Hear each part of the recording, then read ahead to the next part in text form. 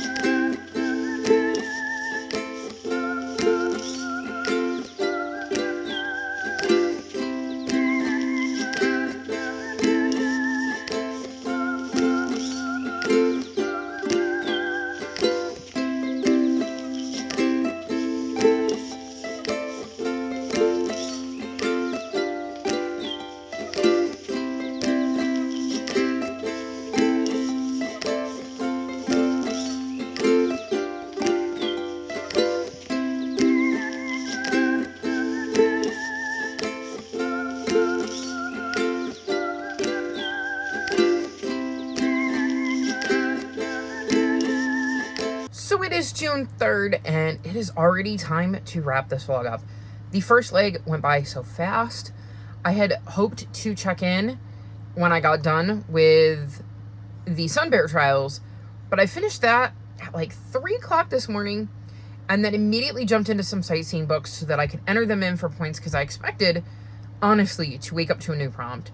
We did not get that prompt, although I didn't actually get anything else done for this particular leg. So it didn't really end up mattering, because if I had checked in this morning, like I had been tempted to, I would have only been able to tell you what I was going to read, and it wouldn't have really been much of an update for me to tell you that I didn't get far in that before the prompt dropped. So our main prompt was to read a book with a green cover, and I read the Sunbearer Trials. This was a reread for me, and I gave this 4.25 stars. In this, we're following Tio, who is a Jade Semidios and the son of the goddess of birds. And we're gearing up for the Sunbearer Trials, and Tio isn't really concerned. He doesn't really care. It doesn't really affect him.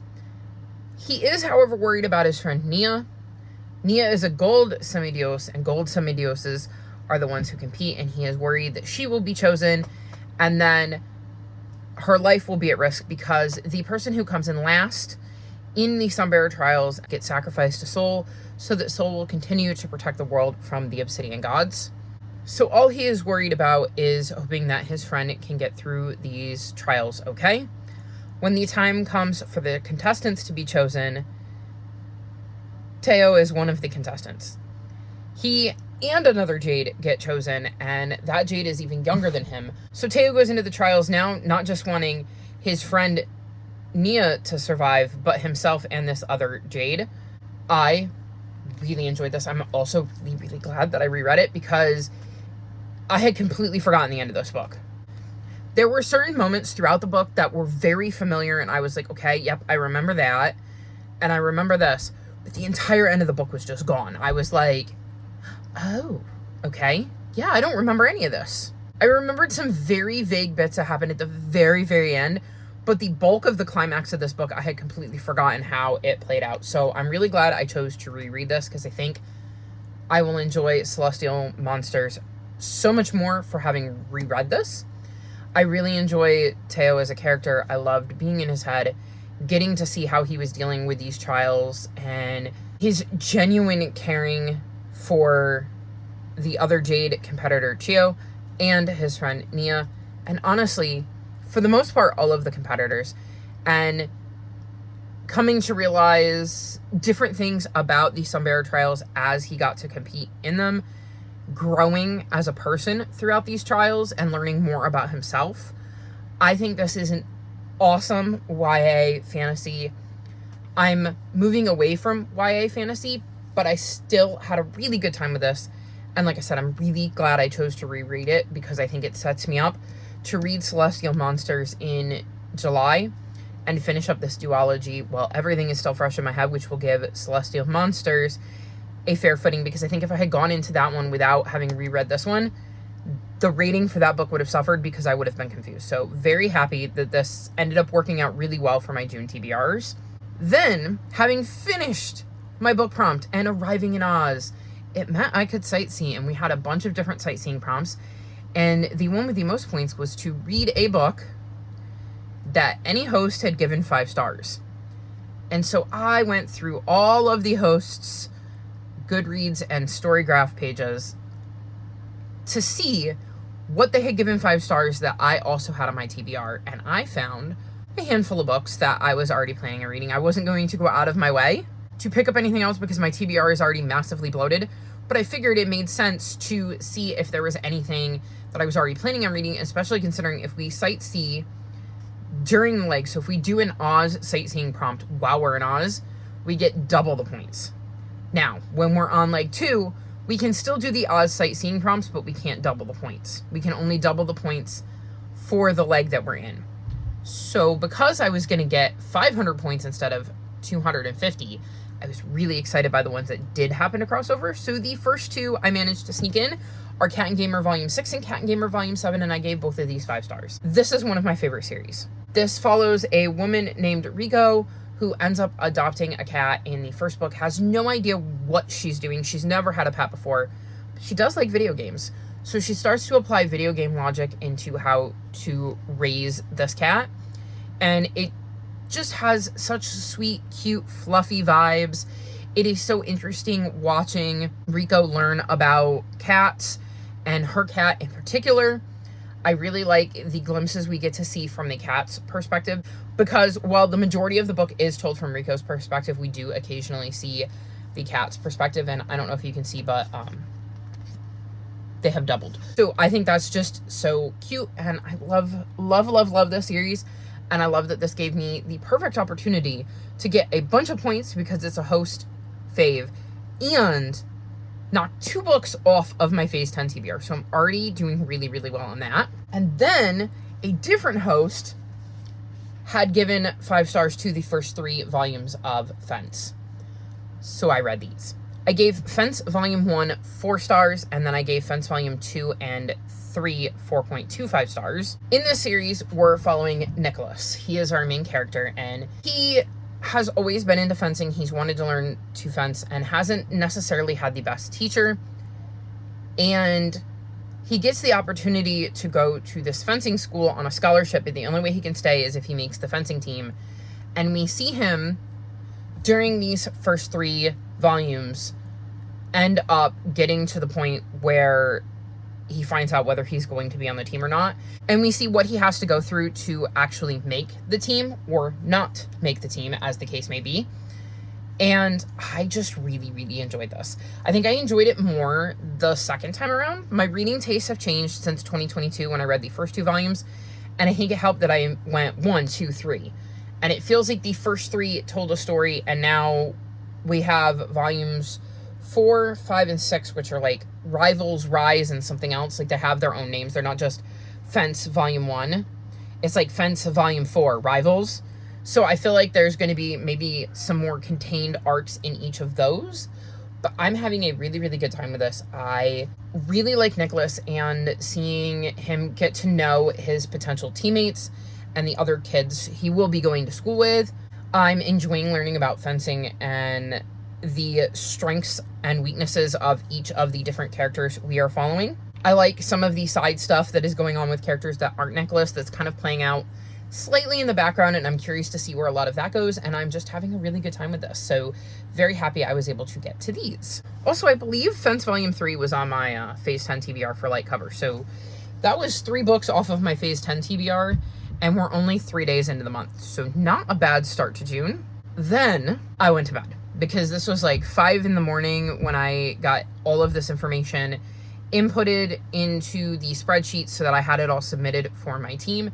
And then today I got up, I had a bit of a lazy morning, and then I put in the air conditioner, which I'm sure you can hear. The weather here has been just mind-boggling. We have not had a dry weekend since mid-November. It has had some sort of precipitation all the way back to mid-November. And May was the rainiest May by a country mile on record. I think we had maybe 5 or 6 days the whole month where there was no rain at all. The heat has been on. This morning at 4 o'clock in the morning while I was reading these books, the furnace was on.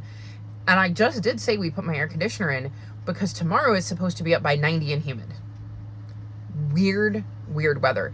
So I kind of had to do that. And when I did it, I took my curtains down and swapped them out. Like I can show you. So I have, usually that's down. It hasn't been up there lately because I had taken that down a couple of weeks ago and washed it and hadn't gotten around to putting it back up.